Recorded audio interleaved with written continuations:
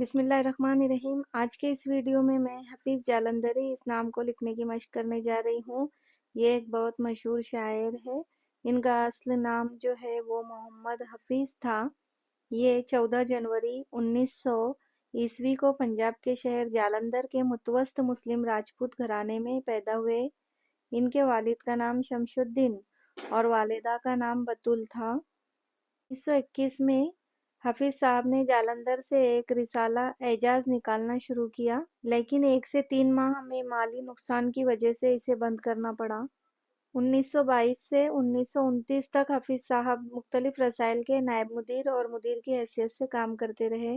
1927 میں اپنی شاہکار نظم شاہنامہ اسلام کی ابتدا کی۔ حفیظ صاحب کے شعری مجموعے نغمہ زار، سوز و ساز، تلخابہ شیری، چراغ سحر اور شاہنامہ اسلام وغیرہ تصانیف بھی ہے۔